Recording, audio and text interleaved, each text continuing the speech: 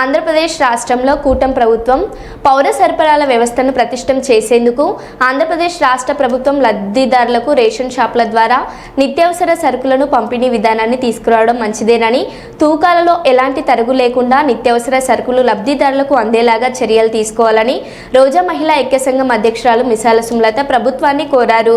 కర్నూలు నగరంలోని 48వ వార్డు రోజా వీధిలో రేషన్ బియ్యం బ్యాగుల ఫ్లకార్డ్స్ పట్టుకుని తరుగు లబ్ధిదారులకు, మెరుగు డీలర్లకు, అధికారులకు అంటూ నిరసన వ్యక్తం చేశారు. ఈ సందర్భంగా రోజా మహిళా ఐక్య సంఘం అధ్యక్షురాలు మిసాల సుమలత మాట్లాడారు. ఈ కార్యక్రమంలో అత్తర్బి, షబానా, ముంతాజ్, శేషమ్మ, కర్రమ్మ, నారాయణమ్మ, నాగప్ప, రాముడు తదితరులు పాల్గొన్నారు.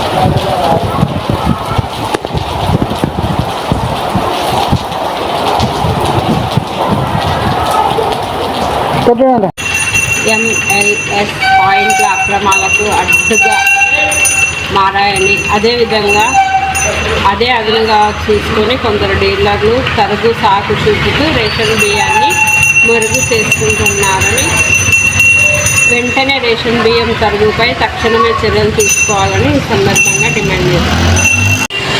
రేషన్ బియ్యం తరుగుపై తక్షణమే చర్యలు తీసుకోవాలి. ఆంధ్రప్రదేశ్ రాష్ట్రంలో కూటమి ప్రభుత్వం పౌర సరఫరా వ్యవస్థను ప్రతిష్టం చేసేందుకు ఆంధ్రప్రదేశ్ రాష్ట్ర ప్రభుత్వం లబ్ధిదారులకు రేషన్ షాపుల ద్వారా నిత్యావసర సరుకులను పంపిణీ విధానాన్ని తీసుకురావడం మంచిదే. తూకాలలో ఎలాంటి తరుగు లేకుండా నిత్యావసర సరుకులు లబ్ధిదారులకు అందేలాగా చర్యలు తీసుకోవాలని ఈ సందర్భంగా మేము కోరుకుంటున్నాము. 48వ వార్డు రోజా వీధిలో ప్లాకార్డ్స్ పట్టుకొని రేషన్ బియ్యం బ్యాగుల ప్లాకార్డ్స్ పట్టుకొని తరుగు లబ్ధిదారులకు, మొరుగు